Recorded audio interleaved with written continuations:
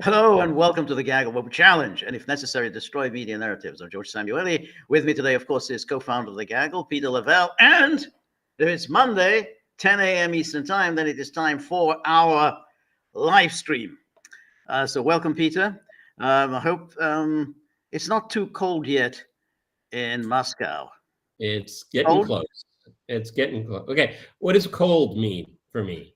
It's if it's cold for the dogs. Okay, Mhm. I don't care about how cold it gets. I don't really care about how much snow there is on the ground. I care about the darkness. I care about the dog. It's pitch black right now. It's been pitch black for an hour and a half. Yeah, Okay. that's the worst part. The worst, It's and most intolerable part. Well, I guess in Moscow, I mean, what's cold? I think minus 20, minus 30, that's cold. that's, For me, that would be that's cold. cold. Yeah, but there's a big debate about global warming here because over the last 10, 15 years, the winters are getting more and more mild. So, I Yeah. mean, I'm not against that. No, Okay. exactly. That's I think It saves on your heating bill and, a whole lot of things. So, that's right. um, That's right. though, if there is a continuous warming, then a great deal of the energy infrastructure that Russia has on the Arctic coast that's going to have to be changed. It needs an upgrade anyway. A lot of it's still Soviet era, so Right. the global change would. It's kind of like what I remember for like 10 years. I had a program called On the Money, and Russia needs to diversify. Russia needs to move. And I thought, blah, blah, you guys have been saying this as long as I've lived here. And then when the sanctions hit, oh my goodness, diversification, it happened. Okay. So Mhm. maybe this global warming, how it's affecting Russia, will force them Right. into action. So well, I mean, there's obviously a number of stories that we need to get to, but the interesting story that developed today was this election in Romania, where the far right, Russia-friendly, pro-Putin figure. Yeah, but George, let's remind our viewers, where is Romania? It's Romania, Who is exactly. its neighbor? That's right. That's exactly right. It's a neighbor Moldova, and of course, neighbor is Hungary, and it's on the Black Sea. And of course, Romania is where the United States is building its biggest base in Europe, far eclipsing its base in Germany. So, but what was interesting about this is that we really didn't know much about this. We weren't really following it. We followed assiduously the elections in Moldova because, of course, NATO and the EU knew that there's no way Maya Sandu is going to win this election. So they went all in, with all these constant stories about Russian interference. And then, of course, they stole the election by not allowing the Moldovan diaspora in Russia to vote. So they managed to get her over the finish line. Barely. Barely. With Exactly. all those machinations, with all that money, all that muscle and pressure, and they got it by a hair's breadth. Wow. Exactly. But in the case of Romania, they weren't really watching this one. They thought this was a done deal. There was the center left and center right, or whatever the hell they call them. They were going to divide up the spoils among them, and so they weren't watching this guy Georgescu, who is the far right, but he's an academic. He's a former university professor. He worked at the United Nations. He's a kind of his specialty is soil and sustainable agriculture. So it's not really kind of the person you would normally think of as the far right, a kind of journalist, fire breather who doesn't really do anything. How many tattoos does he have, and where are they? Okay. Exactly.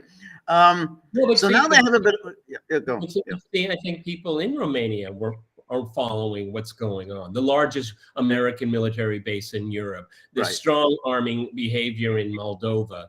Right. The center of gravity of the new Cold War is going to be in Romania. Oh my goodness! Did they sign? Did anybody vote for that in Romania? What's the deal? Oh, you get to work. You get to be custodians on the base. Oh, okay, Yes. I'm sure it's a well-paying job. That's right. So so now there's going to be the second round, in 2 weeks' time. Now they're going to go into action. You know, suddenly they got this wake up call. Ursula von der Leyen was woken up from her long slumber. Oh, hey, Oh yeah, there's going to be problem on our hands here.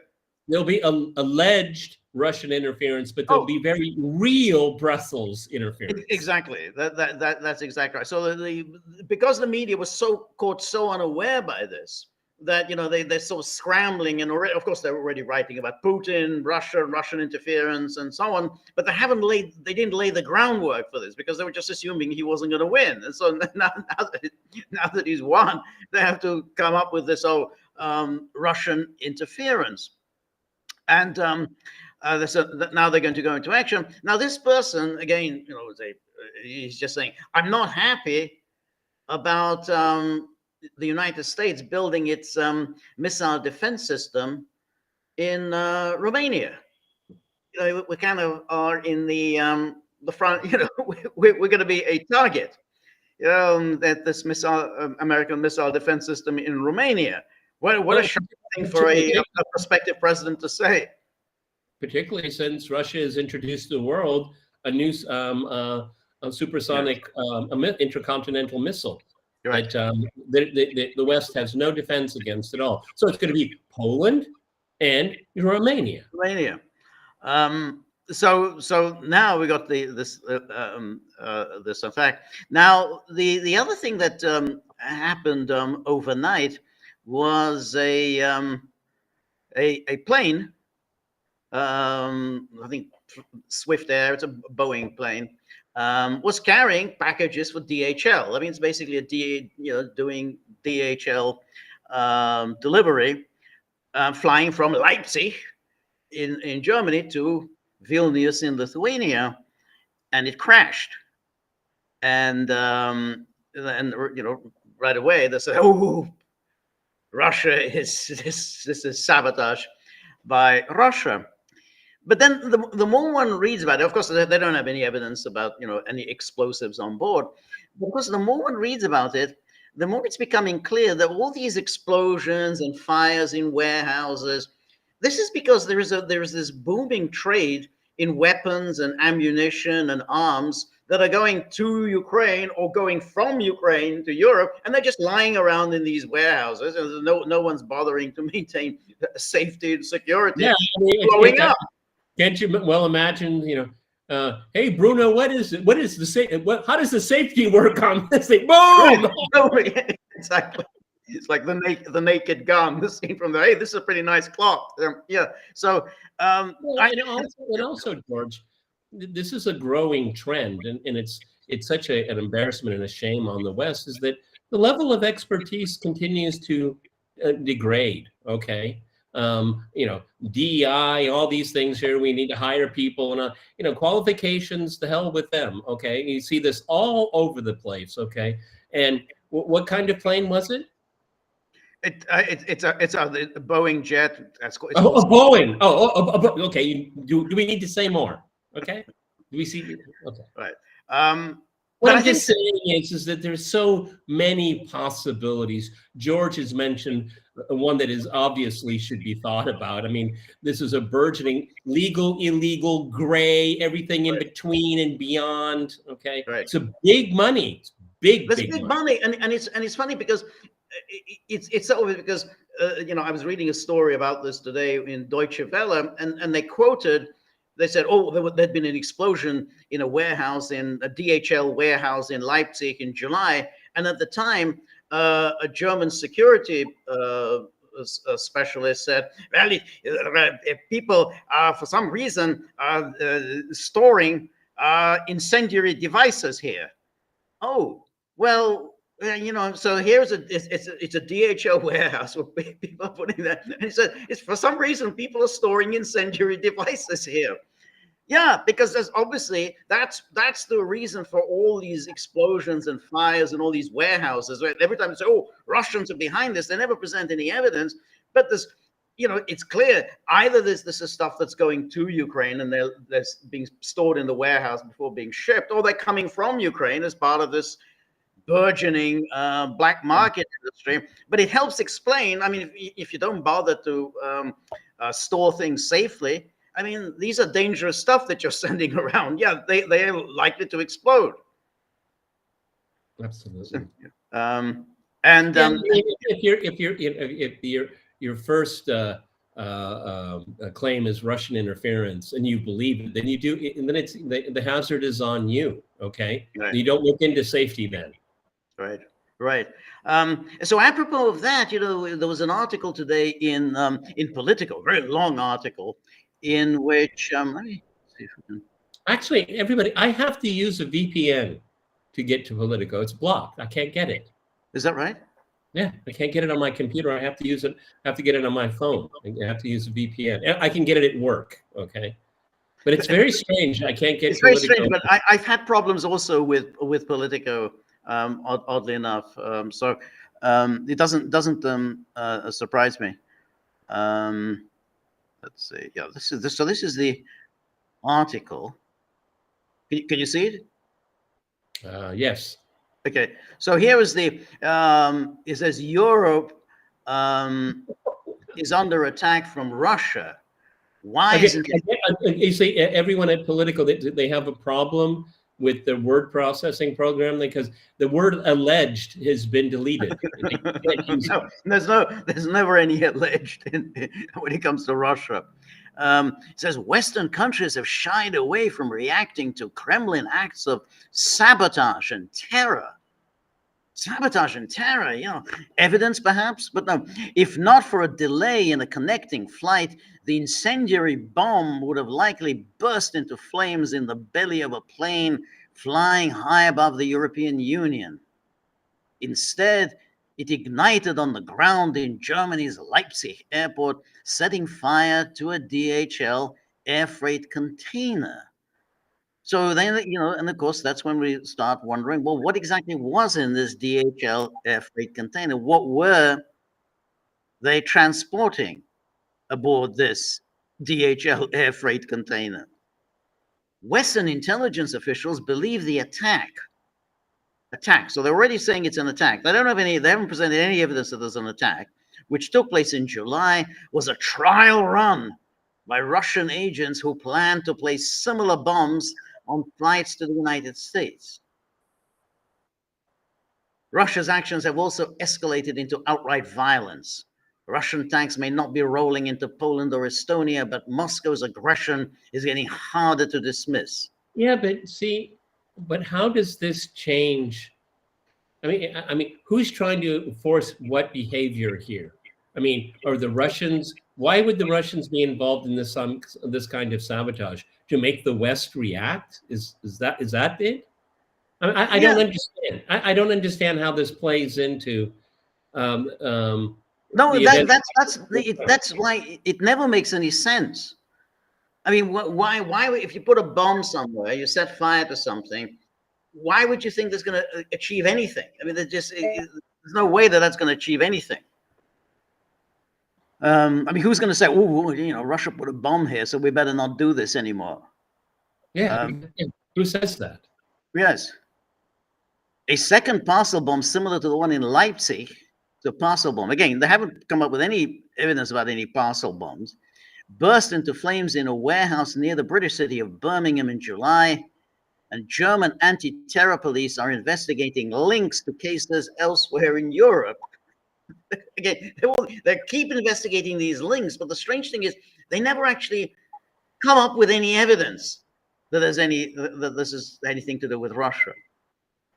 And then they quote the head of Norway's foreign intelligence service said in September that he expects the Kremlin to ramp up efforts to sabotage oil and gas infrastructure. This is very funny. This article keeps talking about these oil and gas infrastructure, never, of course, mentioning who's been the main victim of sabotage of oil and gas infrastructure.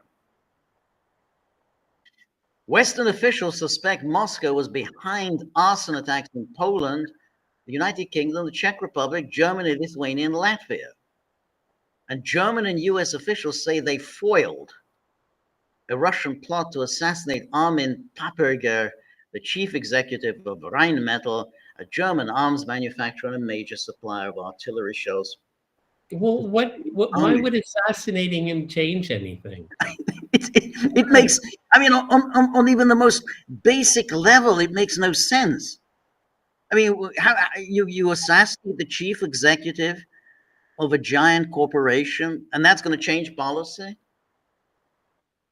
Well, I mean, also, George, I mean, considering what we have experienced in our lifetime, what has been publicly made known. So arson attacks in Poland, the United Kingdom, the Czech Republic, Germany, Lithuania, and Latvia. Well, these could easily be false flags as well. Of course. Exactly. Because unless you actually come up with some evidence of Russian involvement, then you just simply say, oh, there's an arson here. Oh, therefore the Russians were behind it. Oh, something blew up here. Therefore the Russians had to have been involved. And then while some governments, especially Nordic and Baltic countries, have tried to raise the alarm, the collective response from the EU and NATO has so far been notably tame. Well, it's really interesting how, you know, these societies are heavily under surveillance. I mean, right. In all of these incidents, they don't have one person? Really? One? Yes, exactly. No one person. You know, one person. Right. I'm aware. They would obviously Politico would tell us. That's right. Yeah, that's right. And they can't even bring out somebody, some fake witness who's going to go. Yeah. I did it. Yeah. They give me many rubles. Yes, they gave me many rubles. Yes, that's right. And they paid me in euros. Oh, that was a plenty of money there. Well, it's like that case. What was it? You probably remember it better than I do. I mean, there was this Czech guy that was overheard a German conversation. Oh yeah, that's right. Yes, that's right. And then part of the reason for Europe's passivity can be attributed to fears in Western capitals about being drawn into a conflict for which they're not prepared. Yeah, well, that's true. They're in a conflict in which they're not prepared. Like, there's no catalyst needed here. It's happening. That's right. And this guy is said Daniel Byman, an expert in terrorism and unconventional warfare at the CSIS. You know, wow, he's earning his paycheck with that. Well, there are fears in the Western capitals about being drawn into a conflict for which they're not prepared. Yeah, well, and then even at their most dangerous, however, Russia's destabilization campaign seems carefully calibrated not to trigger a collective response from NATO under the Western Military Alliance's mutual defense provision known as Article 5. Hey, they're already talking about Article 5 because of some explosions in the warehouse. Okay. Seems carefully calibrated not to trigger a collective. Well, then why is it happening if you're not trying to trigger something? It doesn't make any logical sense. Right. That's right. Instead, the Kremlin appears to be slowly ratcheting up the pressure to see what it can get away with. Russia is testing the limits of Article 5 to stir up uncertainty. That's right. Okay, so let's get this straight, everybody. There's some cargo blows up in Leipzig. So Sergeant Schultz calls up Prime Minister Urban. We have to invoke Article 5. A warehouse in Leipzig is burning. Come on, this is dumb. Okay, this is yeah. I mean, I have never heard this particular argument that something blows up, a warehouse blows up, and now you invoke Article 5. I mean, that's that is really stretching it. So, well, yeah, the Russians are they're going out of their way to make sure we don't we don't invoke Article 5. So why would they be doing this then if they're so worried about Article 5? And then NATO countries have discussed a collective response to Russia's hybrid war. A senior NATO official told reporters ahead of a summit in Washington in July. But even if the attacks don't qualify as acts of war in the traditional sense, countries could invoke Article 4, which calls for consultation when security is threatened. Oh, yeah, let's have a consultation. Let's get on a Zoom call. Okay. This is in today's Politico. I mean, this is, there's about 10 reporters who contributed to this article. This absolutely infantile nonsense. The big problem with invoking Article 5 in the current situation is that there is no clear definition among allies about what hybrid warfare means. Yeah, because it doesn't mean anything. I mean, it's a term you've invented. Yeah. You claim that this is Gerasimov, which, Gerasimov never talked about hybrid warfare. They invented this term, and no one knows what the hell you're talking about when you talk about hybrid warfare. I mean, or at least all warfare has always been hybrid. There's always been a propaganda element to the fighting element. I mean, there's nothing new about that. Said Marek Kov, a former defense and intelligence official who is now with the Estonia-based blah, blah. It's very interesting when you have all these articles in Politico, there's always people from Latvia, Lithuania, and Estonia. They're doing all the heavy lifting in these articles. It's like, they're the ones with all. I'm always very curious, these same officials from the Baltic states and Poland, whatever, what percentage of them are also American citizens? Yes, exactly. And then Kov says, the other main issue is attribution. It's usually coming a little later. Yeah, attribution. In other words, we're just going to make the stuff up, say it was Russia, and then we kind of... we're going to blame the Russians and we'll work backwards, okay? Exactly. It says, for example, more than 3 months after France's railroads were sabotaged ahead of the Paris Olympics, the country's intelligence service are still investigating whether Moscow is behind the attack.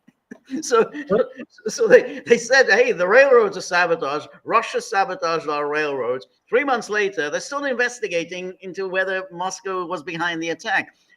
But so why did you come out right away and say it was Moscow if you're still investigating?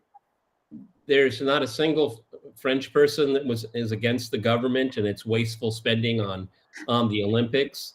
And maybe they got a woof in advance what the opening ceremony would be. That angered a lot of people. Yeah, a lot of other people said, maybe I should have been involved in that blowing up. Exactly. Let me got ahead of us, okay? Somebody got the news before we did, okay? And then it says, nonetheless, European governments are showing an increasing willingness to attribute acts of sabotage to Russia. What paragraph is this in this damn article? It's a lot. It doesn't even make any logical. You've already attributed all to Russia. You're what, in paragraph 9? Increasing willingness. Oh, thank God it's increasing. Doing so, according to Estonian defense minister, always on an Estonian, is the first step in fighting back. When something happens, just go public. Pevko said, go show that these guys were hired from Russian services and these guys conducted these attacks, getting the money from Russia. It's so great that these Baltic states were inducted into the EU and NATO. I mean, Western civilization has gained so much. I mean, we should all be thankful for that they're now fully paid up members of the West. Yeah, always punching above their weight, huh? Yes. While shying away from direct confrontation, EU and NATO countries are gradually ramping up efforts to counter Russia's hybrid war. In 2021, in response to a Russian effort to undermine the 2017 French presidential election, I forgot about that one. Yeah, but the French authorities, after the allegation was made, said that there was no evidence. That's right. It wasn't even up to date. That's right. It says Paris set up a government called Vignum to counter foreign digital interference. Since then, the French government has accused Russia of being behind an online campaign to create panic about the proliferation of bed bugs in Paris. You don't have to create a propaganda campaign about that. Ask anyone that's visited Paris for the last the bed bugs. And linking the outbreak to the arrival of Ukrainian refugees. Okay. And the French intelligence services also suspect Moscow of having tasked Bulgarian and Moldovan nationals to draw anti-Semitic graffiti in the streets of Paris to stoke domestic tensions over the war between Israel and Hamas. Oh, you remember? There's a better chance. Remember the Stars of David? You know, we did yeah, a thing on that. Yeah, but there's a better chance that Mossad had them do it than the Russians. Exactly.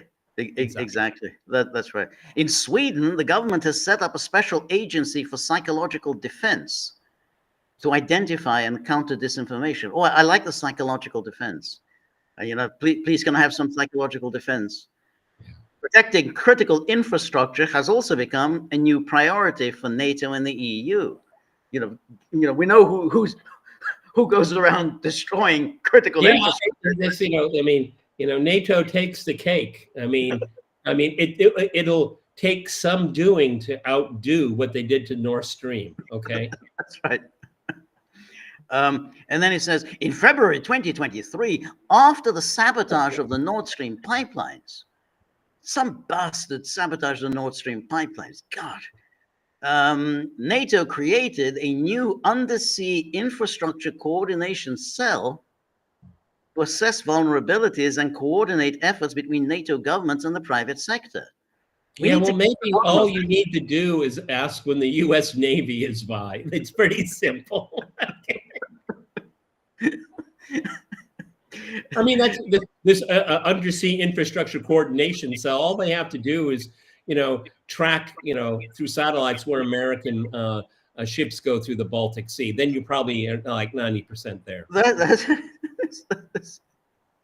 And is that okay? So that's the. I just thought this was just it was so ridiculous. This article. It was a very long article. I just found it funny. I mean, I was reading. I thought, well, this will be good entertainment because it's so ridiculous. Here they are. We're very worried about critical infrastructure. Yes. So, I mean, they've now learned not to accuse Russia. At least they've gone that far, not to accuse Russia of blowing up Nord Stream. I mean, back in the day, of course, they were claiming it was Russia. They're not doing that now, but they're sort of suggesting Russia may have been behind this because, after all, why, that's why NATO needs to get to the bottom of this. But what do they get for this? That's what I don't understand. What's the benefit? Yeah, doing something like this, it's very risky. Like I said, there's high surveillance in these societies. I mean, you catch somebody, they spill the beans. The Russians are very risk adverse. I live here. I know their character. They're risk adverse this way. They've always been risk adverse, and that's why. And that's exactly the question. What do you get out of this? Because it just doesn't really make. Okay, let's compare it. The U.S. blew up the Nord Stream pipeline. What do they get from it? They get Germany dependent on the United States. All of Europe dependent on the United States. That's the result. That was the goal. But blowing up a warehouse in Leipzig, that's not going to change anybody's policy. Right. No, that's right. But it's that you kind of continue to generate these stories. I mean, obviously, one obvious objective for these stories is to whip up his wartime hysteria.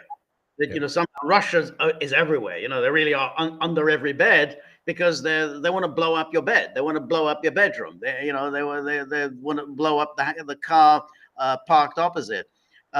So that is clearly what they're doing here, which is this whipping up this hysteria about Russia. And again, it's just so striking is no evidence is ever presented. The media never ask for evidence. It's like this. Hey, it's not our job to ask for. It's interesting, George. We've probably done hundreds of Politico articles. Okay, hundreds, yes, at least. It's quite. George is right. It's quite striking that this is not a publication that really does much investigation outside of calling people where they know they'll get a friendly response. Right. Yeah. No, exactly. And where's in the article? But in the Munich Institute of European Security, Professor Blow Joe said, this is ridiculous. There's no evidence. They don't even try to do that fake balancing. Exactly. The somebody who's going to have a different take. No. That's right. or even someone say, well, it could, your thesis may be correct, but there are other possibilities as well. Right. We don't even get that fake balancing. Right. No, that's right. No, not at all. It's just this ongoing thing, and of course, all of the people who come on, these talking heads who come on CNN and BBC and so on, they all repeat this. There's more and more of this, these Russian acts of terrorism. And the reporters, oh, that's really terrible, and they just go on repeating this, and never once does a reporter turn to one of these talking heads and say, "Oh, do you know this for a fact? I mean, what's the basis for your claim?" Because hey, I'm not, what's my source? Politico, that's my source. I read in Politico, and then I come on your show and I just repeat what I read in Politico. Why are you asking me? Well, I mean, if in our audience here, if anyone knows or can identify a person known as anonymous source, I'd like to meet that person. Okay. Because this person is busy all of the time. It's always, it's on a need to know basis. I have my sources, it's always this circle jerk. Okay. It is. So, and then, I want to talk about a couple of things, which is the Trump thing.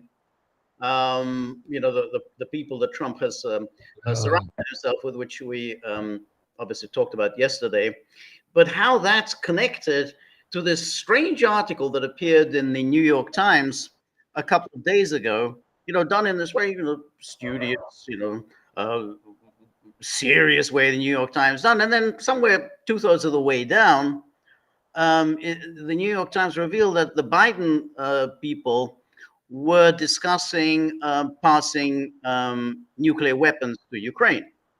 It was just buried somewhere in the story. And this New York Times story really didn't make much of an impression. No one really picked up on this, that this was seriously discussed. And it wasn't dismissed out of hand. And so that's kind of that is in a way tied together with the incoming Trump team. So as we mentioned yesterday, Trump has been remarkably silent. Yes, we had this escalation from the Biden team. Trump seems to have said nothing about it. And but however, his incoming national security advisor went on Fox News over the weekend, and he was indeed asked about this. So let's see if I can have this. We can see this.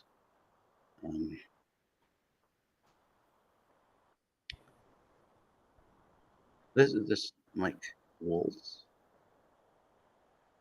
Can you see this, Peter? Yeah, good work, George. Okay, good. And let's listen to him. Us now is Florida Congressman and incoming National Security Advisor Mike Waltz. He is the first combat decorated Green Beret ever elected to Congress. Congratulations, sir, on your new appointment. National Security Advisor is a tremendous job. It's going to see you working every single day, just down the hall, maybe 100 feet or so from the Commander-in-Chief. So let's go ahead and dive right into foreign policy, the big topics of the day. President Biden, as you know, this week approved Ukraine's use of U.S.-made long-range missiles in Russia, which they immediately deployed. Russia then responded by using a new kind of experimental ballistic missile with multiple warheads. Take a listen to the Pentagon. This was a new type of lethal capability that was deployed on the battlefield. So that's certainly a concern to us. The modern air defense systems in the world and the anti-missile defenses created by the Americans in Europe do not intercept such missiles. Congressman, was this a good move by the Biden team this week, and how concerned are you about this new Russian weapon on the battlefield? Well, thanks, Jillian. Thanks for having me on.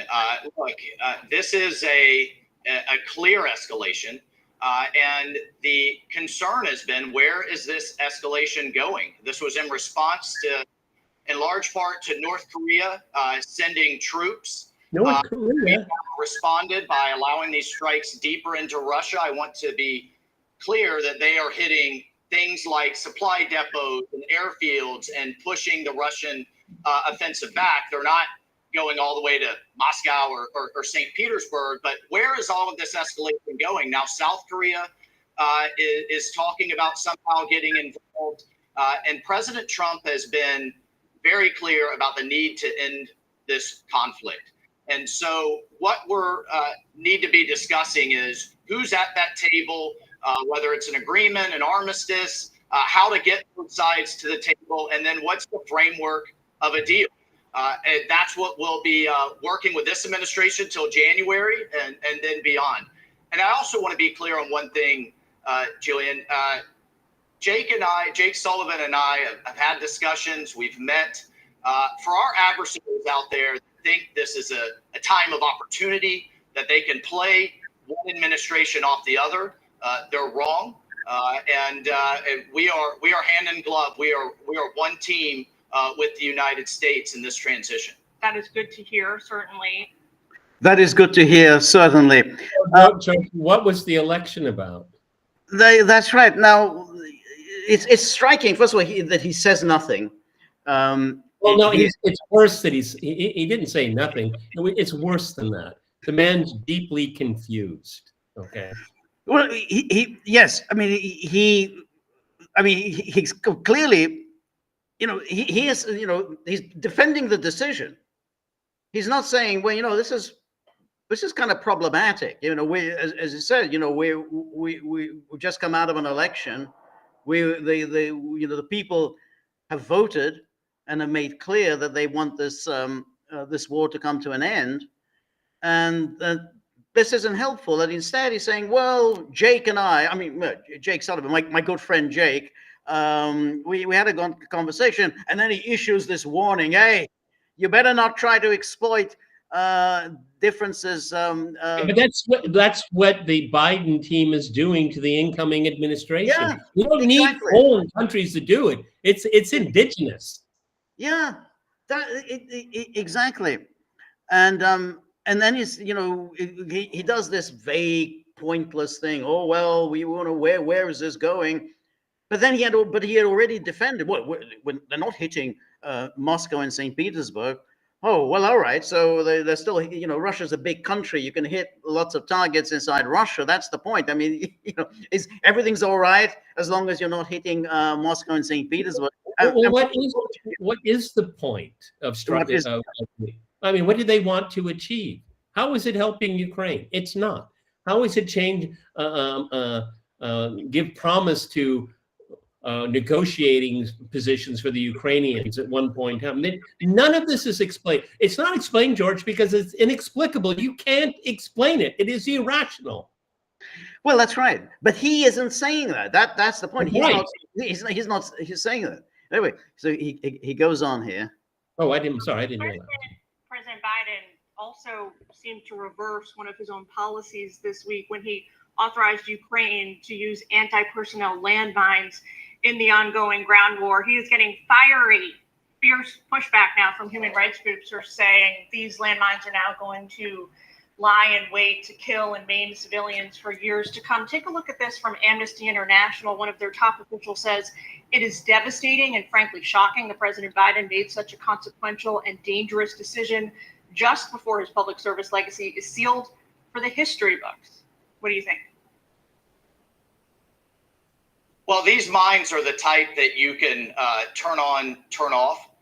They're smart mines. But at the same time, it is a step towards somewhat solidifying the lines. And we also needed to stop Russian gains. So there's a number of factors involved there. But again, one side escalating, the other side escalating. This needs to be within a broader framework to end this conflict. It is, Jillian, just an absolute meat grinder of people and personnel on that front. It is more like World War I trench warfare. President Trump is incredibly concerned about the carnage that is taking place there. And again, how do we restore deterrence and how do we bring peace? We met with the European NATO Secretary General. The Europeans will clearly be a key part of that. All of our allies and partners need to be carrying this burden going forward. And of course, our energy policy will be a key component with Governor Burgum and his National Energy Council, and how the United States is blessed with, as the president said, with. Notice how basically all he's doing here is going back to familiar Trumpian talking points. Oh yeah, the Europeans, they're going to be, carrying the burden. Oh yeah, well, we got the energy. We're going to, produce a lot of energy. But the issue here is, which the initial question was, hey, is this kind of getting very dangerous? And essentially what we want to know is, well, what's the plan to bring this to an end? I mean, this is after all what Trump had promised during the election. He doesn't even begin to grapple with that, and I think that's the reason for that is that they don't really have a plan. No, they don't. They obviously do not have a plan, and this gentleman does not seem to be particularly well informed either. Okay. What is obvious for everyone to see, except for him and the interviewer, is that they're trying to keep the war going on as long as possible. They know that Trump wants to end it. Okay, that's why this is not about Ukraine. It's about derailing the next administration. It is, and essentially, I mean, there's a very dangerous escalation, and really. The problem is, as we've been discussing with Trump and the people around Trump, is in their view, it's all Russia's fault. That is basically everything is Russia's fault, and that what Trump really needs to do is somehow escalate in order to punish Russia, and that's why, and we were talking about this yesterday. That's why all the speculation that he's going to do this to Ukraine, he's going to push Zelensky under the bus, he's going to cut Ukraine off. There's no evidence for that. This team that he's put together is very anti-Russian, and they will blame, when Trump puts forward his peace plan, which I think is going to fall flat on his face, and they're going to blame Russia for the failure of that peace plan. Yep. And meanwhile, political facts are being created on the ground. When everyone in the chat is calling Hazel, the English translation of the new, sorry? Right. That's right.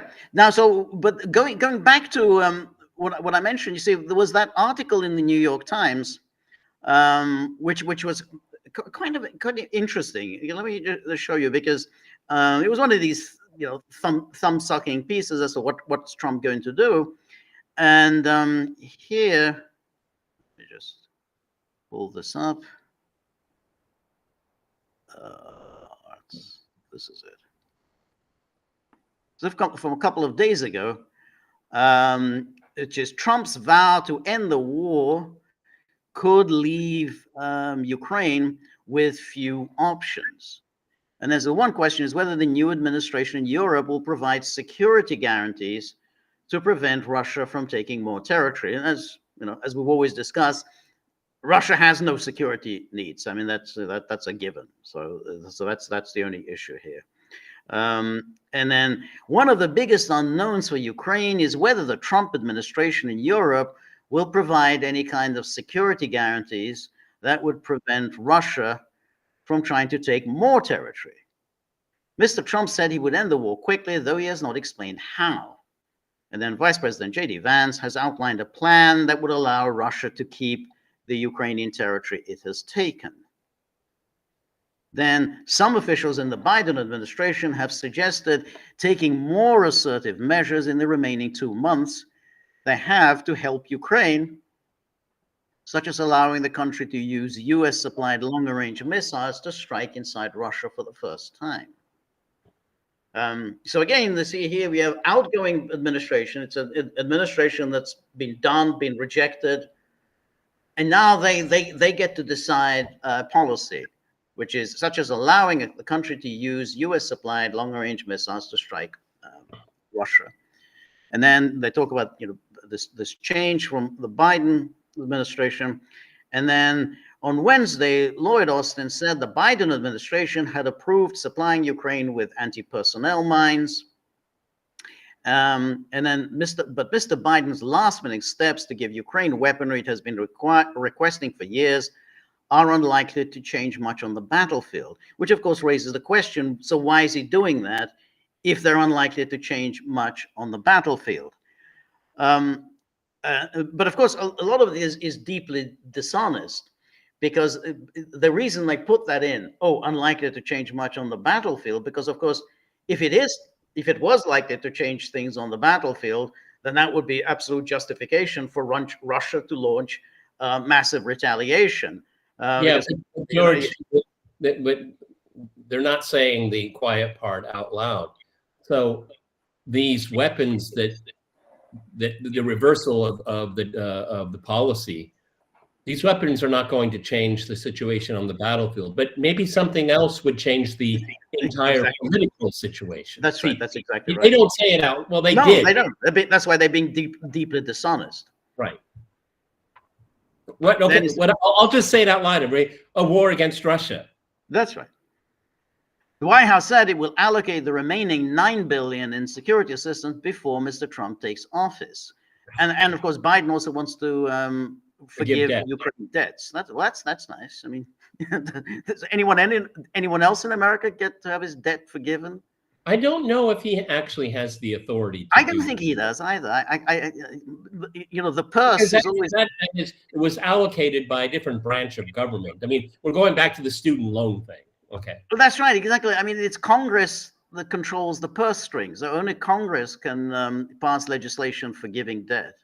And then Trump could sign it. Right. Yeah.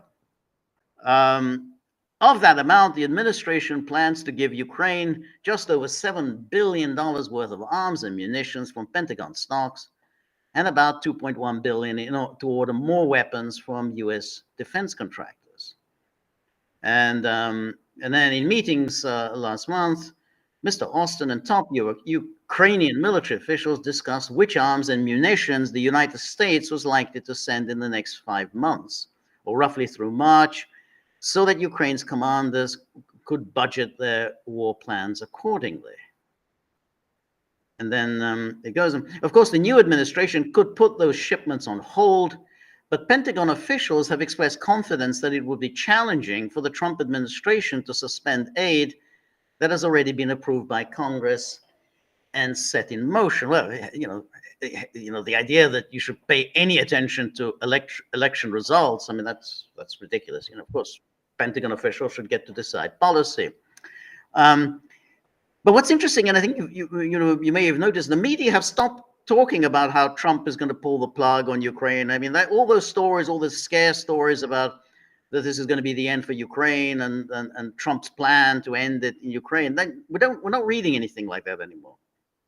You're absolutely right. What we're reading is what they want us. What they want to do. They want to not only keep the conflict going, they want it to spread further afar.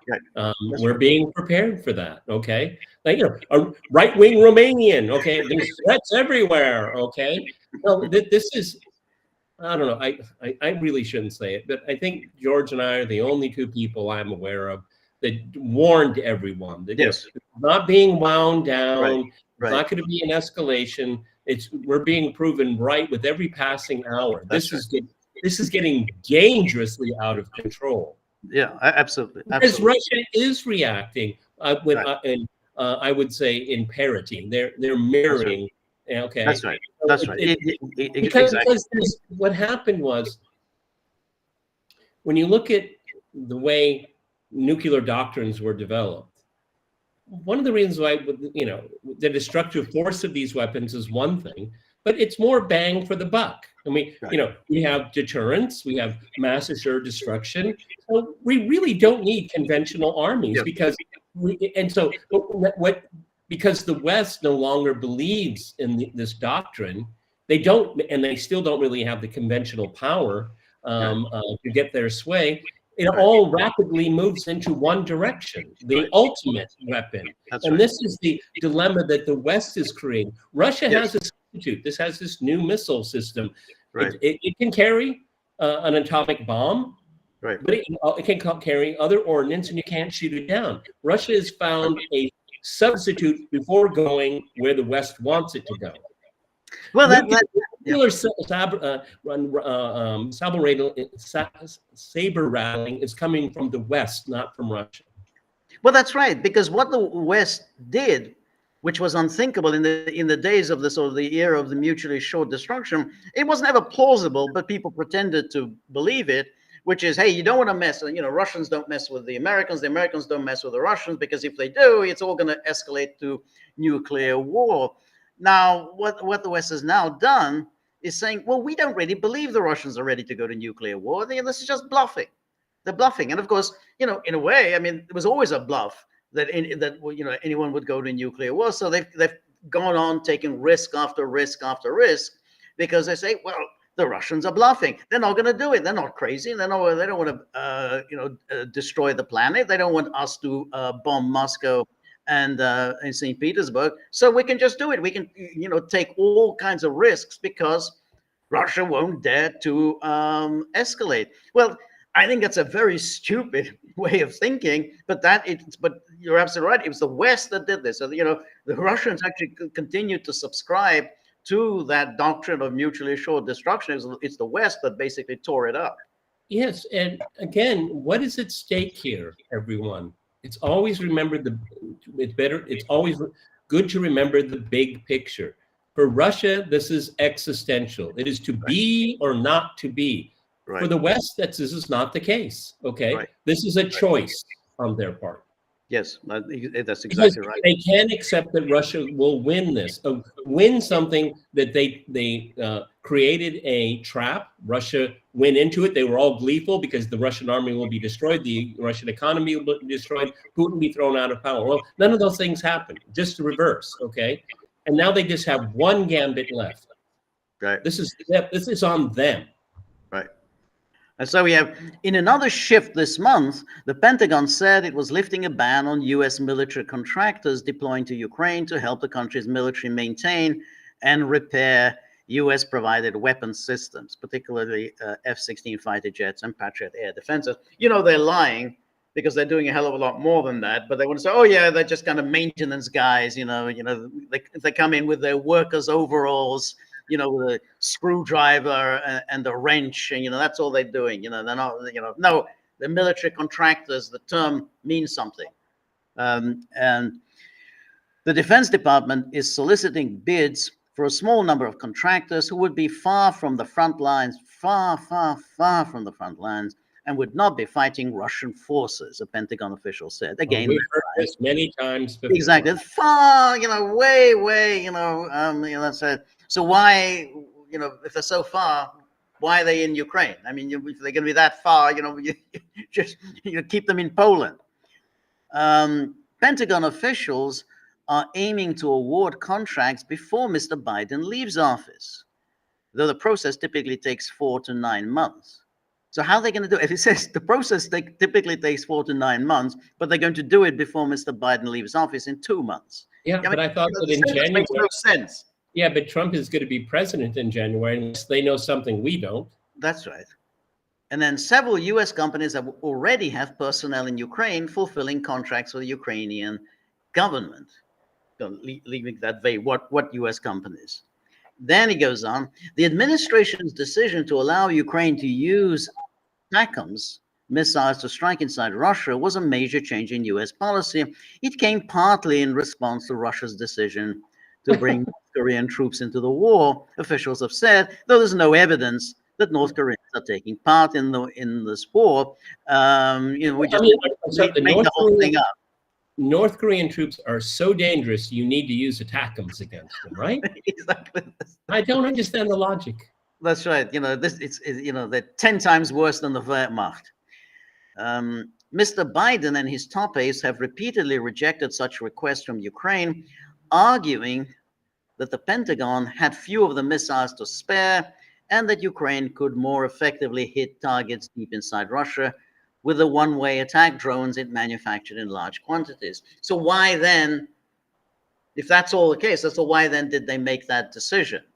I mean, so, because of North Korea, again, they say, oh, that was like, we only have a few to spare. You're better off using drones. Now, the point about the drones are also targeted by the Americans. These are drones. They travel hundreds and hundreds of miles. They don't hit oil refineries because the Ukrainians are so skilled at targeting. All targeting information, flight path plans, all of that is done by NATO. Ukraine can't do that. So even if you have the drones and you don't use ATACMS, it's still the drones are targeted by NATO. And then he goes on, but the escalation risk of allowing Ukraine to strike Russia with US-supplied weaponry has diminished with the election of Mr. Trump. Biden administration's belief, calculating that President Putin knows he has to wait only 2 months for the new administration. Now, I have to say, I'm kind of now really getting lost in the logic of this. Yeah. So, I mean, what are they saying? So there's no risk of Russian retaliation because Putin is figuring that he only has to wait a couple of months for Trump to come to power. Then what's the point of using them? Exactly. I mean, that doesn't make any sense. I mean, if Putin can just simply sit on his hands for 2 months and wait for Trump to come in, then why use them? Well, what are you hoping to achieve that way? Mr. Trump is believed to view Russia more favorably, and his choice for director of national intelligence, Tulsi Gabbard, has often repeated Kremlin talking points. Oh, God. This is from the old gray lady. The gray lady. And then he says, even with the additional aid, officials in the intelligence community, as well as the Pentagon, say it will be difficult for Ukraine to regain the ground that Russia has steadily seized over the past few months. Again, so why are you doing this? But I mean, obviously, what they're trying to do is reassure the public. No. I mean, the public is a little, anyone who is informed or following this will say, hey, aren't we kind of risking things with Russia? Are we risking a world war with Russia? No, because Trump is going to come in a couple of months. So that's what Putin is counting on. It's not going to change anything on the ground. Don't worry. Why are you trying to change things on the ground if nothing is going to change? Exactly. So it makes no sense. But they're doing it because, of course, if all of these things, if it were the case that it would change things on the ground, then Russia would absolutely. Then they know for certain Russia would, of course, retaliate. I mean, they can't allow themselves to lose a war. And they will then retaliate. So that's why I said, no. It's not going to change anything. So there's no threat at all that Russia would retaliate. Ukraine is losing territory in the east, and its forces in Kursk region in the western Russia have been partly pushed back as North Korean recruits join the fight. There's no evidence of evidence at all for that. And then, that goes on, sagging morale among Ukrainian troops, uncertainty over Mr. Trump. And then, but speeding up U.S. weaponry in the waning months of the Biden administration could help Ukraine enforce a ceasefire or armistice line if there were to be a settlement. So we're back to that argument. So first of all, they said, it's not going to make any difference. But now apparently we're going to put Ukraine into such a strong position that they're going to force the ceasefire. They're going to push Russia into a ceasefire. I mean, they're contradicting themselves, with one paragraph after another. This is the Stoltenberg argument. In order to get to the strongest possible situation at the negotiating table, we have to send everything to Ukraine. But when they started saying that, Ukraine has lost enormous territory since announcing it. The more they announce it, the more territory they lose. It's counterproductive at the very least. Right. And then it says the one gold standard security guarantee that Ukraine wants is an invitation to join NATO, but it could not get that under Mr. Biden, and an invitation is unlikely during Mr. Trump's presidency. And then it says, so US and European officials are discussing deterrence as a possible security guarantee for Ukraine, such as stockpiling a conventional arsenal sufficient to strike a punishing blow if Russia violates a ceasefire. Oh my God, this is just absurd. What? So we just jump over how we get to a ceasefire. They talk about, exactly. We're going to have a conference on the reconstruction of Ukraine. I mean, I've always found these things just absurd. I mean, that's right. jump over the most important thing, the most important riddle Right. But there's also a problem here, which is that, well, if you have a conventional arsenal sufficient to strike a punishing blow against Russia, what about Russia will then have a conventional arsenal of its own to strike a punishing blow at Ukraine? How does that help anything?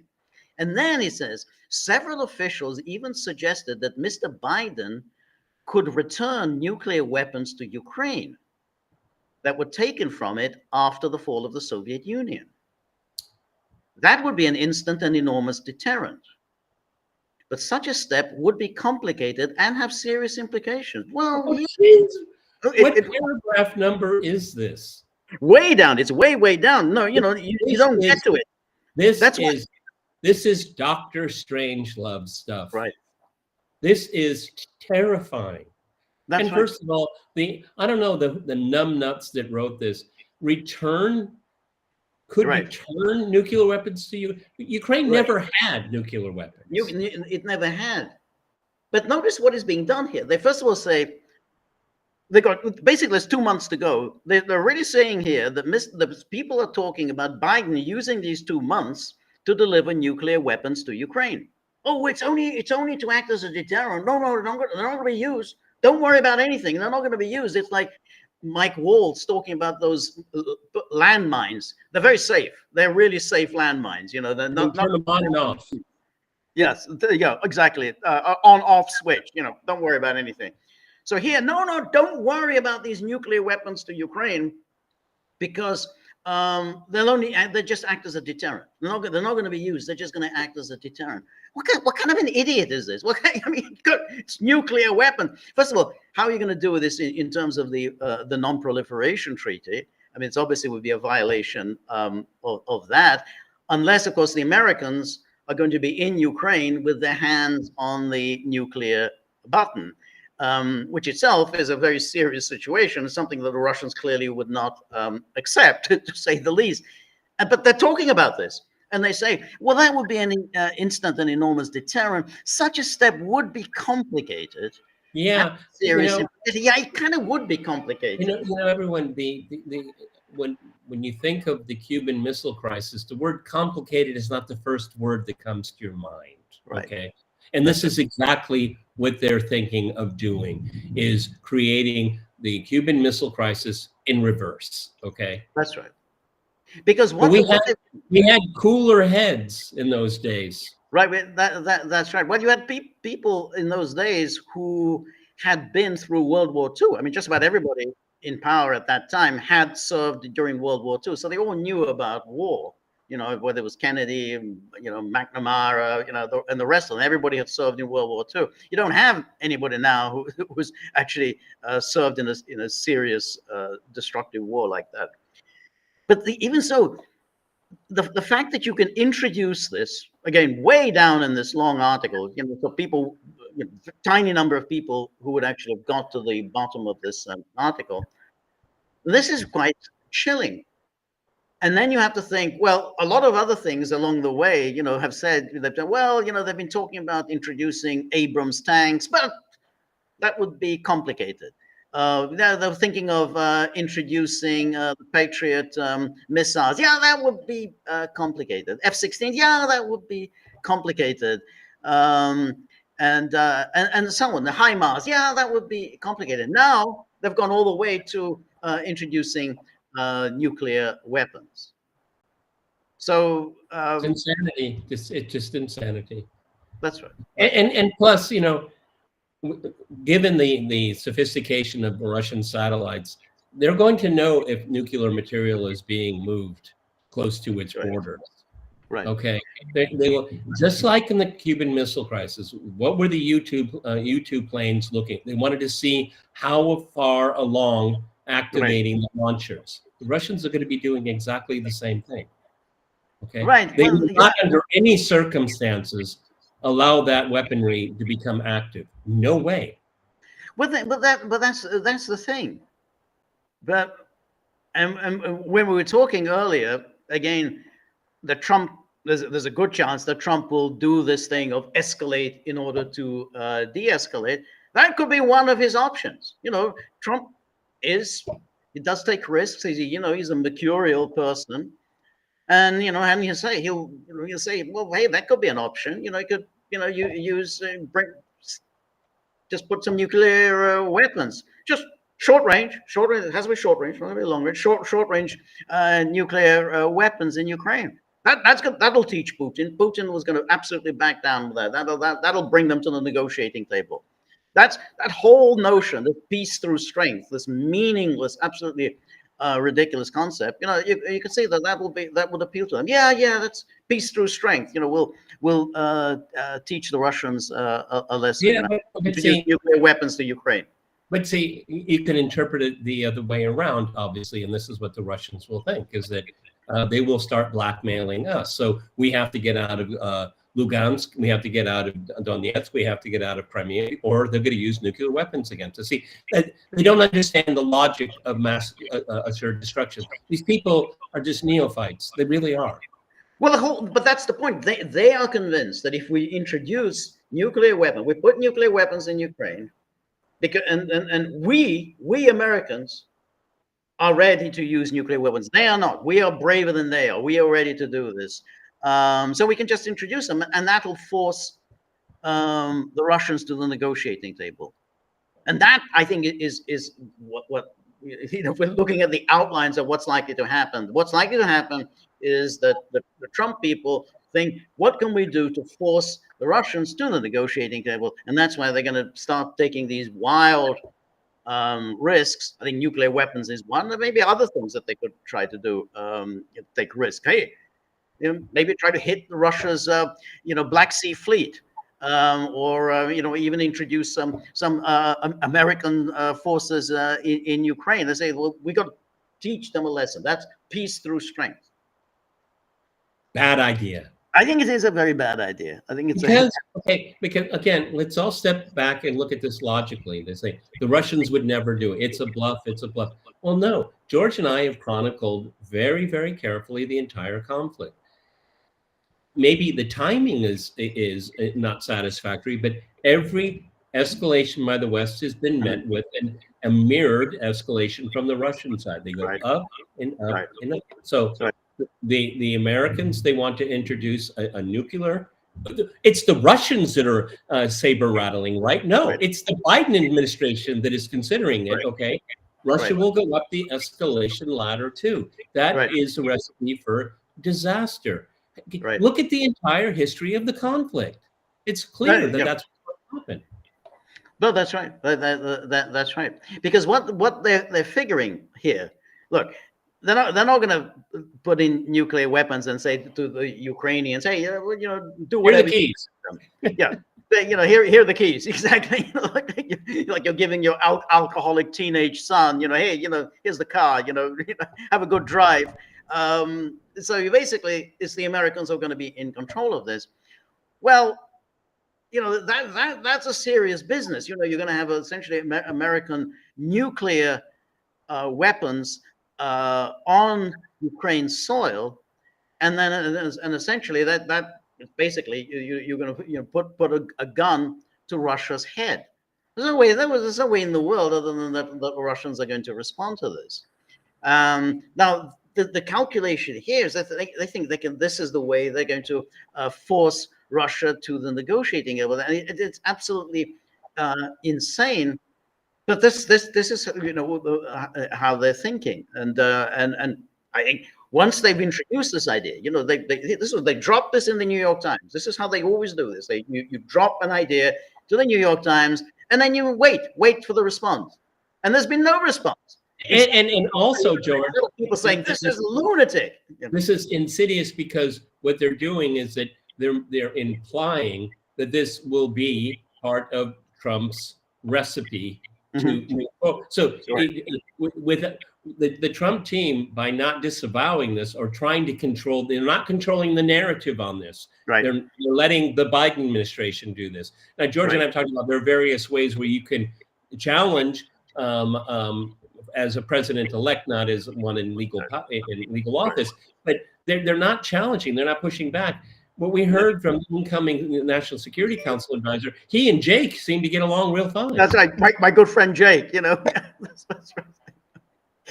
But this is, you see, if the Republicans were halfway serious, they would look at this article in the New York Times and talking about that they're sitting there discussing transferring nuclear weapons to Ukraine, and they say, well, this is grounds for impeachment. We must impeach President Biden before he drags us into a nuclear war with Russia, because we can't seriously expect Russia to sit still for that.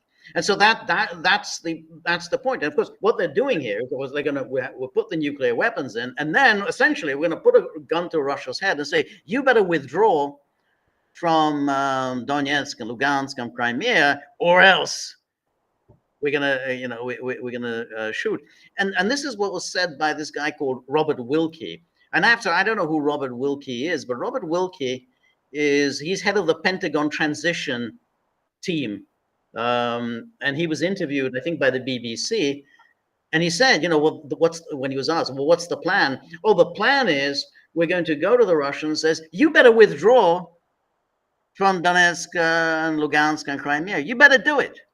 That's his idea. That's Robert Wilkie. That's his plan. I mean, I never heard of him, but he seems to hold quite an important position. You better withdraw. Well, that's I think what they're going to try and do. Insanity. Yeah. Because it always assumes that Russia has no agency. Okay, it shakes in its boots when dealing with the Americans and NATO. Well, that has not been the case for the last 3 years. And again, this is what really angers me, is that the Russians are accused of saber rattling, but we have this transition guy. He's like, that's going to solve all of his problems. Really? You really think so? That's right. The classic is the saber rattling. Anyway, let's take a look at some of the comments and questions of the Gagglers.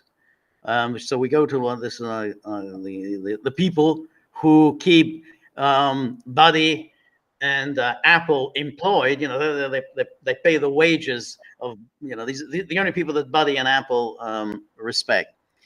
So W. Baker says, let's talk about this madman Gorka's appointment. Is he straight out of MI6 or what? Now, I have to say, Peter, maybe you can. I forgot to take his coat off. Okay. Yeah. Oh, wow! He's wearing a coat. Yeah, these Moscow winters. They're quite brutal. I'm a little. I mean, Gorka. Anyone who's seriously thinking about peace does not hire Dr. Sebastian Gorka. Well, that's obvious.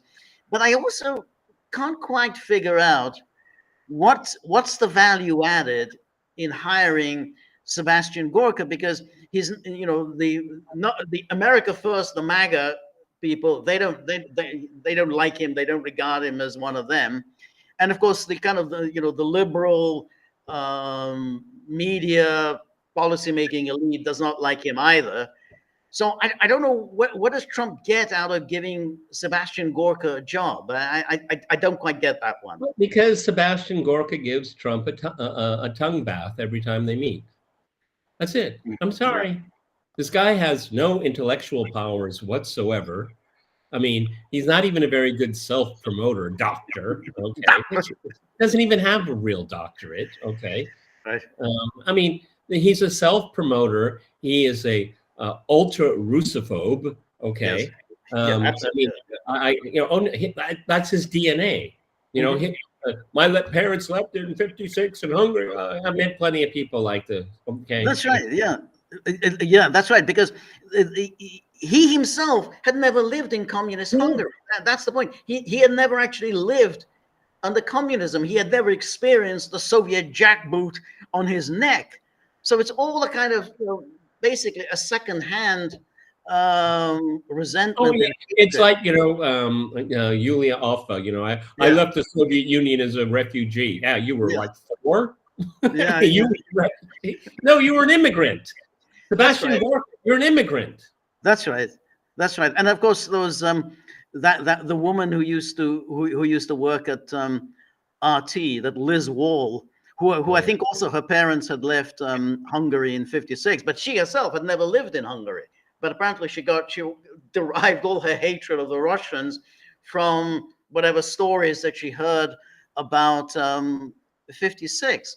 So that in itself is already fake. I mean, you have no personal experience of communism, but somehow this absolute insane hatred that he has for the Russians, Putin, KGB, and so on, down to calling Tucker Carlson a traitor, just a traitor for doing nothing more than going to interview the president of Russia, which is kind of what a journalist is supposed to do. You're supposed to go and interview leaders. All through this campaign and since, I mean, we keep asking the same question, and I think we do it. We're being genuine. We're being honest. What has Trump learned? Right. With every passing day, it doesn't seem like much. Not much. Okay. Sebastian Gorka he won't last very long. He's got a big mouth. He just, he just fires off, half talk all the time. Yes. And he's going to step on toes real quickly, and he'll be back on his podcast. Okay? Yes. I kind of I agree with you, because I think he's not a team player. I don't think he's going to be able to get on with the other members of the NSC team. So I think he's going to be out. I think he'll be out quite quickly. But nonetheless, it's a strange appointment. I mean, it's like, what do you hope to achieve by by hiring Gorka? Where's the policy expertise? Right. Well, okay. All he does is, I mean, he's an expert on Russia. He's anti-terrorism. What does he else sell himself as? I think he's Israel firster. I think. He's Israel firster, and then, but his calling card was he's against radical Islamic terrorism, because whatever was the fashionable, that was the fashionable idea, 20 years ago. So of course he battened onto that. But the strange thing was that he, somebody who's so opposed to radical Islamic terrorism, he was really an enthusiast for when Trump bombed Syria. And of course, as we know, I mean, if you don't like radical Islamic terrorism, then you should be supporting Bashar al-Assad, General Soleimani, Hezbollah, because they are the most effective enemies of radical Islamic terrorism. And I don't know if you recall when Trump launched his attack on Syria, he was on with Laura Ingraham, and I think it got quite heated, because Ingraham was actually opposed to bombing Syria, but they kind of got into a very nasty exchange. And he was never invited on again. But again, if that's your thing, that you don't like radical Islamic terrorism, then why would you favor trying to topple Bashar al-Assad? I mean, that's the guarantee that radical Islamic terrorists are going to take over in Syria. Yeah, well, when ISIS fighters were injured in Syria, where did they get medical care? Oh, right. In Israel. Exactly. That's right. That's right. He's just a phony. I mean, he's an easy to spot phony. Okay, that's right. I mean, the rest of them are not. We're not looking at high octane thinking here. I mean, there's no Henry. The lot of them. There's only one person that really is really smart, and that's Bobby Kennedy. Okay, and that's he will. I mean, he can put on his resume he was nominated, but he's never going to be confirmed. Yeah, I think the same applies to Tulsi Gabbard. And I was watching. Yeah, and I was watching CNN today, and I felt the CNN that they were really wetting their lips. They were just they're going to get her. I mean, they're just waiting to go after her, because they know all the Democrats are guaranteed to vote against her, and they know these Republicans, these demented Republicans, she's mouthing Putin's talking points. Putin talking points. She went to see Bashar al-Assad. What? She went to see Bashar al-Assad? Oh my God! I can't vote for her. They think that I think she's going to go down. I just don't. I don't see the numbers. Yeah, I don't. I mean, I will go as far as to say, because I see what the numbers are, drop out before they even vote on it. I don't mean there'll be a hearing. Okay. I mean, you know why, George? Because Trump won't defend her, and he can't take that humiliation. That's right. That's right. That's right. He's not going to. There's a theory out there. Right. Yeah, that's right. The theory is it's put out these people that MAGA people like. Right. They didn't make it through. I did the best I could, which you're not doing the best you can, Right. and then you'll get a Mitt Romney cabinet. That's right. That's exactly right. And he's not doing it now. He's not coming out now and saying, which is, hey, she went to see Bashar al-Assad. So did Nancy Pelosi. Then, no one raised any objections when Nancy Pelosi went to see Bashar al-Assad. He's not saying, he's saying, yeah, I mean, you're supposed to talk to your adversaries. That's how you know what your adversaries are thinking. And that's how you can plan for a peaceful resolution of your conflicts with adversaries. But, Trump, this is what Trump needs to say right now, instead of allowing the media to run with these stupid stories about how, she's mouthing Kremlin talking points. By not saying anything, essentially you're allowing this momentum to build, which is going to keep building. This week, no one does anything. This is a holiday week, for Thanksgiving. So the media would just go drumbeat story after story after story about against Tulsi Gabbard, and in order to persuade the Republicans to vote against her. Yeah. And as people are pointing out in the chat, I vehemently disagree with Tulsi Gabbard on Israel-Palestine. I vehemently disagree with Bobby Kennedy on Israel-Palestine. I mean, you can't get me on board, okay? I mean, I said before the election, I'm saying it after, it's black pill time, okay? Right. And then Richard Phillips says about, apropos Sebastian Gorka, Gorka doesn't have the right background for MI6 or politics, plus he's an idiot. I don't, I of course always have my suspicions about MI6 and CIA. I really don't see Gorka as MI6. I mean, he's just too much of a, he just arouses so much antagonism wherever he goes. I don't see his usefulness to MI6. He wants somebody much smoother and much quieter. Yeah, quieter. Someone who knows how to get on with different people. I mean, you want somebody who's actually going to insert him into the organization and keep him there. You don't want now. You ought to say somebody else, who actually gets himself or herself. Don't want to name names. Himself or herself into an organization and stays there. Then I say, yeah, I think that may well be MI6. That's okay. A very and Sebastian Gorka. This will be the litmus test, and this will be the reason why he ends up leaving. Either he quits or he's fired. Is that the Sunday shows? He's going to want to elbow his boss. I'll go on. That's what he wants to do. He wants to go on TV. That's what he wants, and just spout off. That's right. Because he's not an analyst. No. He likes to I have the authority, and he has his British accent, That's right.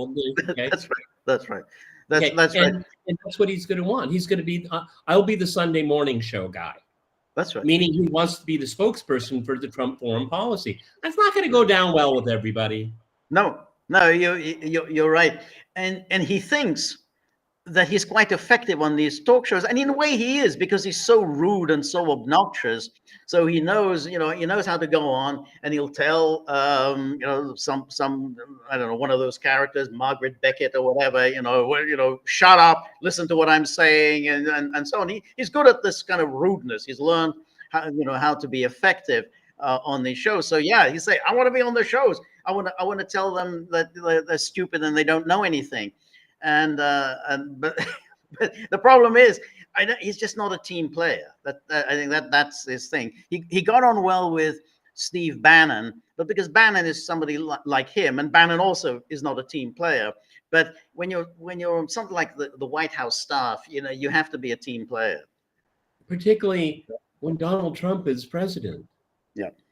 Yeah. You know, I think Trump, we all have to hope and pray he did learn that he doesn't need another Fauci character around. That's right. That's right. And then Jonathan says, cabinet thus far could be better. It's vastly superior to what was delivered in 2016. I tried to modify my expectations. I really don't see it that way. I mean, as I say, I don't either. I mean, for me, it looks like apples and oranges. Okay, but right. I don't see the policy effect in it. I see a lot of politicking. I see a lot of sharp elbows going on. I mean, look at it, everybody. A lot of these people want to be the Trump's successor. Yes. Right. Yeah. No. I agree. I think Peter. I think you're mute. I think you're mute. Am I back? Yeah, you're back now. Yeah. Yeah. Now again, you're mute. Your voice is kind of going in and out. I'm not talking. No, that's good. Yeah, okay. Oh, okay. You're not. All right. Yeah. Okay. You're not talking.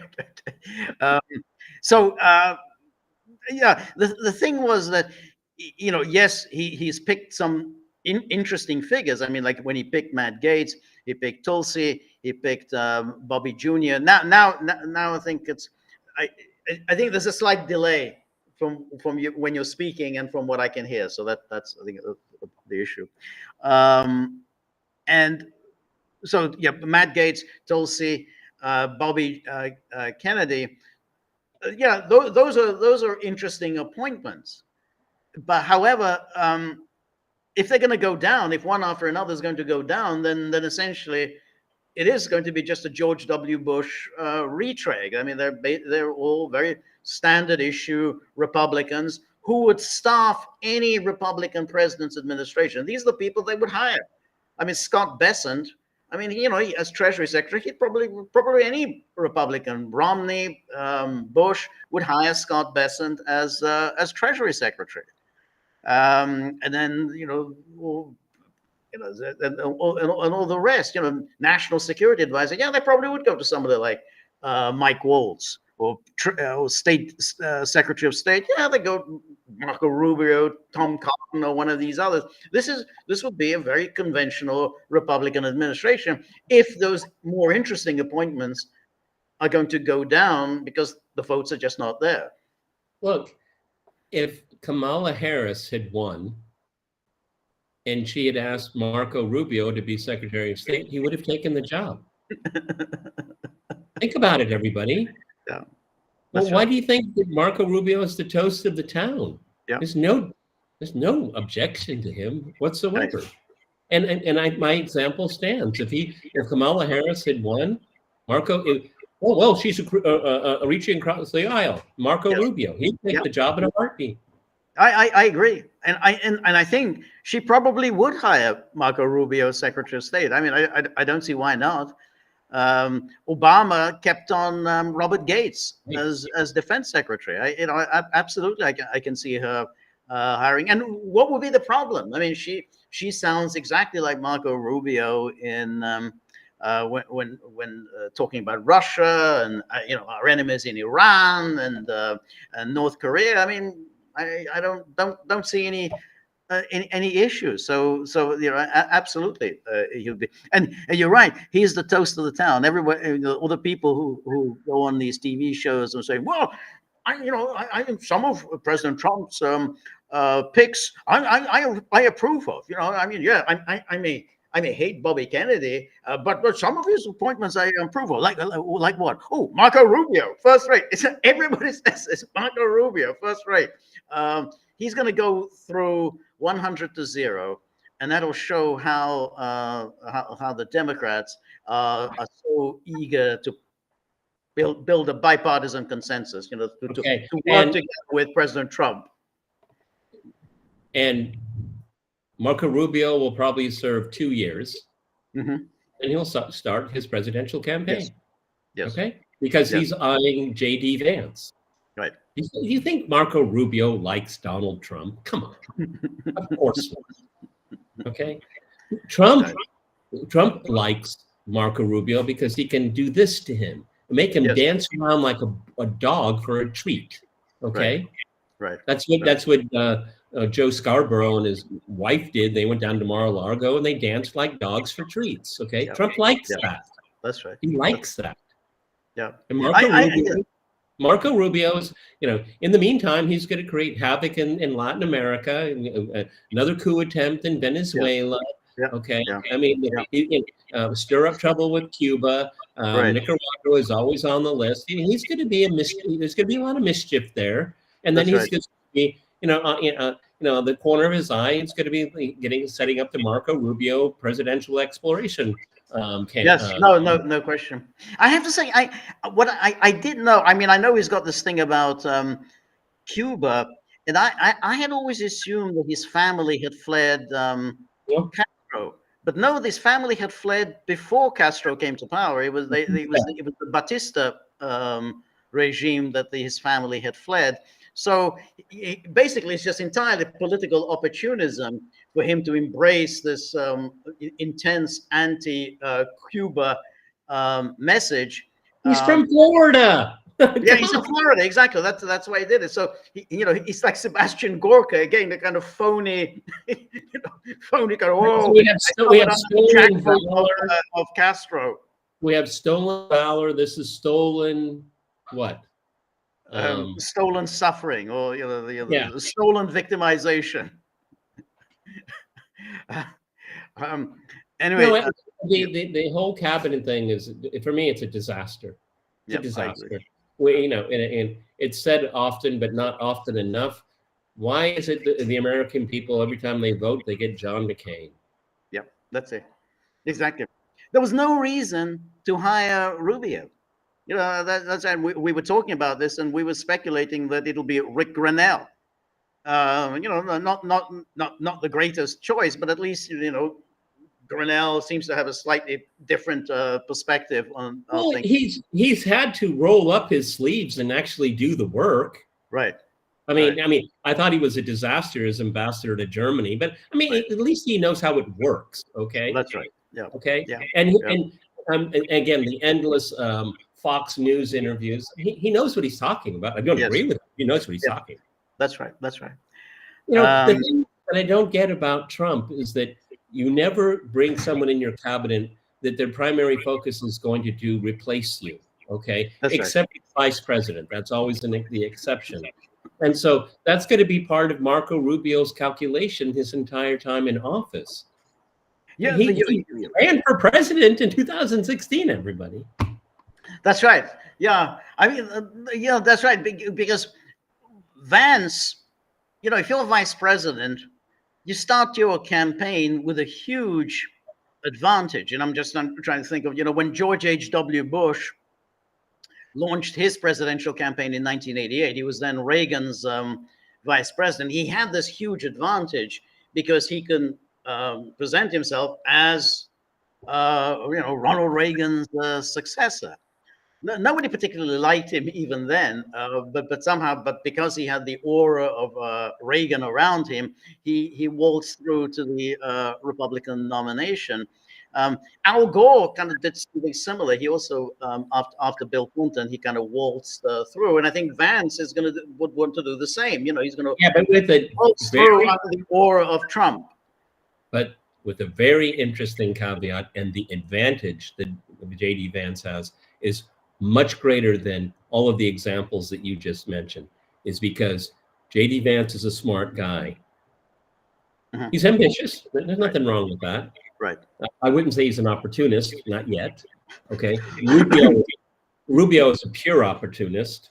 Right. I don't think he has no real values. He has no real vision. But J.D. Vance, he's going to cultivate and massage the MAGA movement. That's right. MAGA. He will be MAGA. He won't be GOP.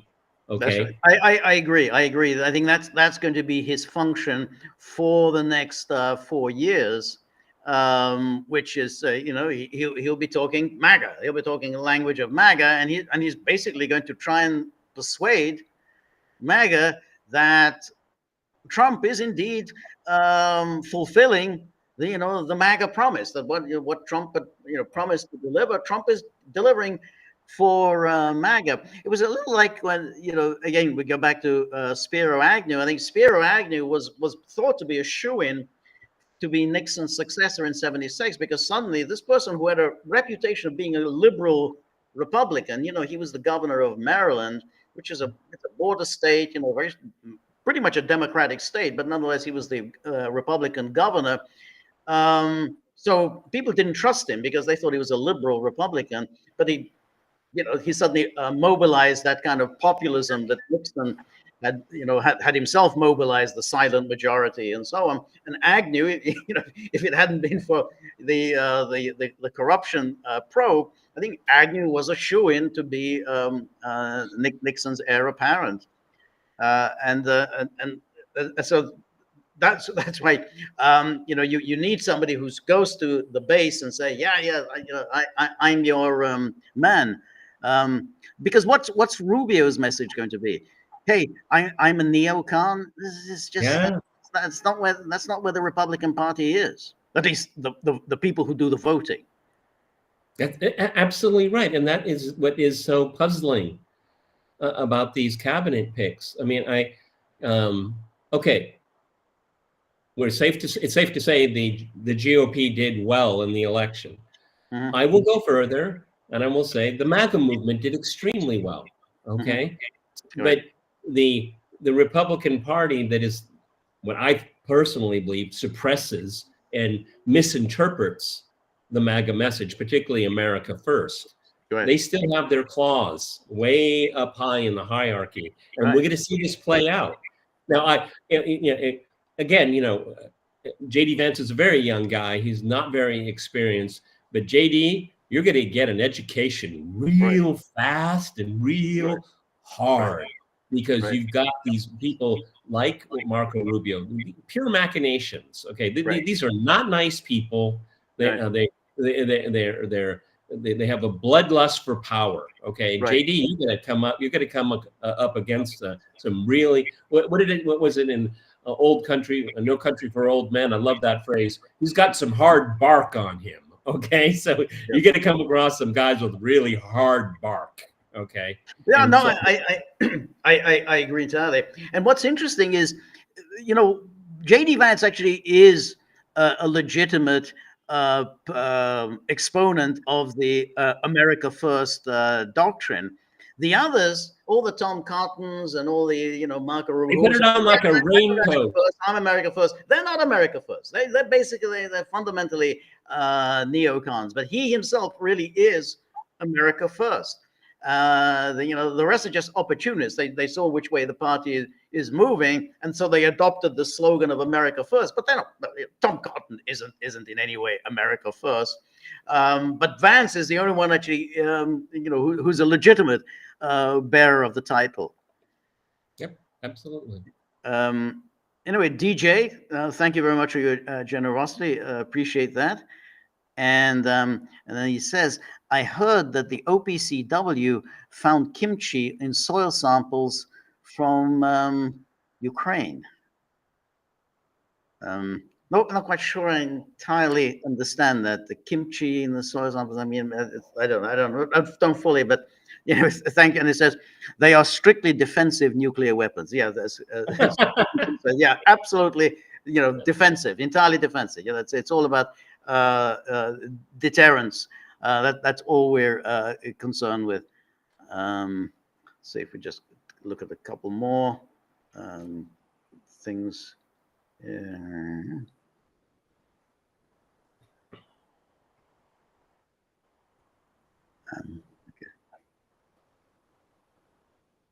Well, Harry C. Smith is saying here, the single best thing Trump could do is create and build the MAGA party entirely to string. This is what he should have done in 2016, Harry. Yes, I agree. That's I agree. I mean, in kind of like parallel. I mean, like the Democrats, they have the progressives in the Democrat. I mean, he could have started with a caucus, and then he could have blown it out. He could have just gotten rid of this dead wood. I said that in 2016. His most important objective was to build a caucus, then a party. I agree with that. I just don't know how feasible that is. Well, does he in even the really United want to do it, George? We discussed yesterday, and I'll say it again real quickly, is that what is Trump's goal? And Right. George and I kind of distilled it down yesterday, is that he wanted to be president in 2016 because it was an impossible thing. I've got plenty of money. Let's give it a shot. And he went for the ride. It happened. Okay. Yes. To 2020, you know, because he had to prove himself that he's not a fluke. He lost. And then 2024 was to make up for 2020. And he did it. He did an amazing thing. Is he done? Right. Is it the election was just to win the election? It's not to govern. Yes. Yeah, no, I think so. But I'm just thinking in terms of how, like, Bobby Jr., who first, you know, he tried to win the nomination within the Democratic Party. Then, of course, he found the Democrats were not going to allow him to win the nomination. And then, of course, he then said, okay, well, I'm going to start my own party. But that's a hugely expensive endeavor, because you've got to get on the ballot in 50 states. And it is so difficult if they're going to challenge you legally in every single state that you don't have the requisite signatures, and they can challenge signature after signature after signature.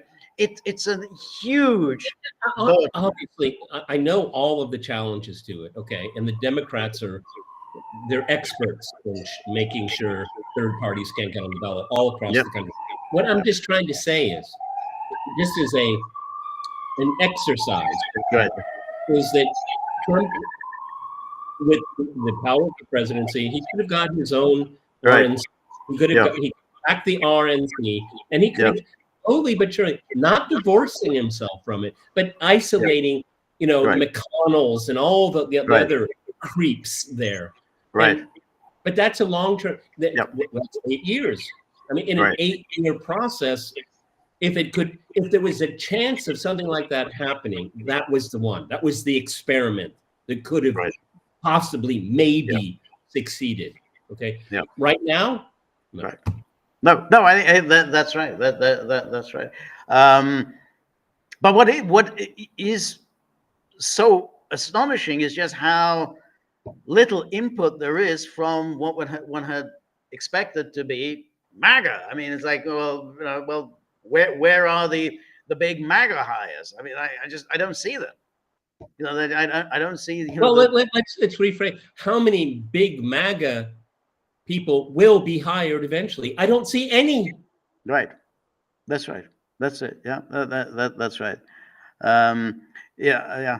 The thing about the kimchi, because I was too stupid to get the joke, is that means that because the North Koreans, they test the kimchi in the soil, so that's coming from the North Koreans. That's the reference to the kimchi in the soil. Okay? You got to explain the joke. I mean, I'm too slow to pick jokes up.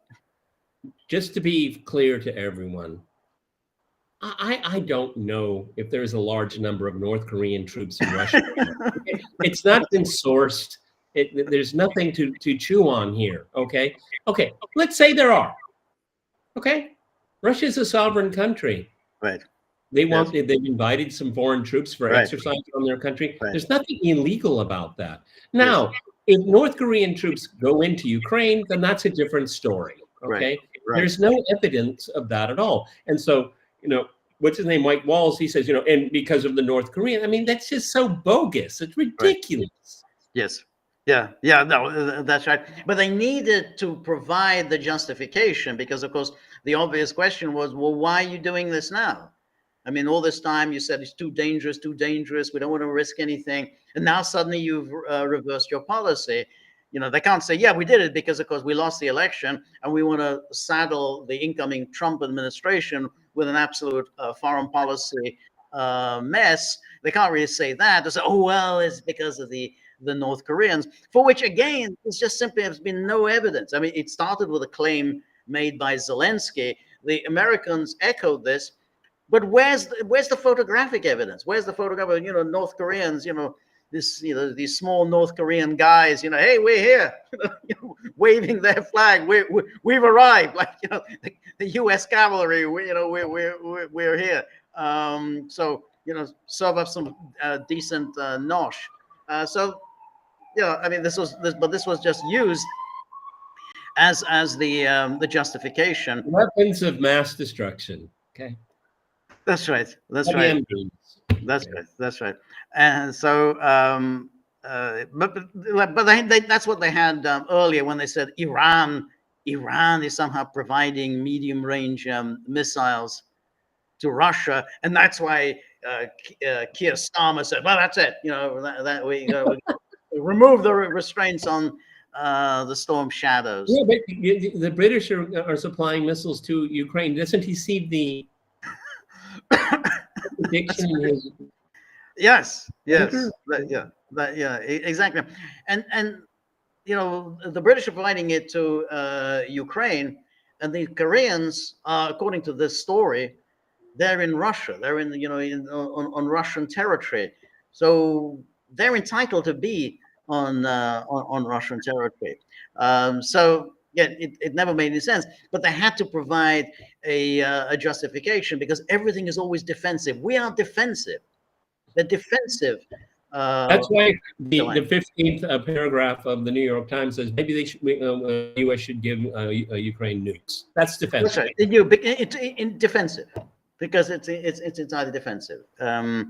That's right. Anyway, I think Peter. I think we exhausted these subjects. Your dogs are really getting very, very frustrated and enraged by the lack of movement in the chip jar. But this cold weather doesn't really help. Doesn't put them into a better mood. So, and then they. Yeah, to berate everyone. Yeah, I'm getting, I'm doing all the heavy lifting, and then there's very little action on the tip jar. This situation unacceptable. So anyway, thank you very much, everybody who has joined us. Thank you, of course, to anyone who contributed. We're gonna have to deal with Johnny Apple later. He's not happy. But we will be back next week, same time on Monday, and then tomorrow at 3 p.m. Eastern time, I'm going to do my live stream solo. So thank you for today. Thank you, DJ, for buddy whisperer in Peter's ear. So remember, if you like the Gaggle, please like, share, and subscribe. See you soon. Bye-bye.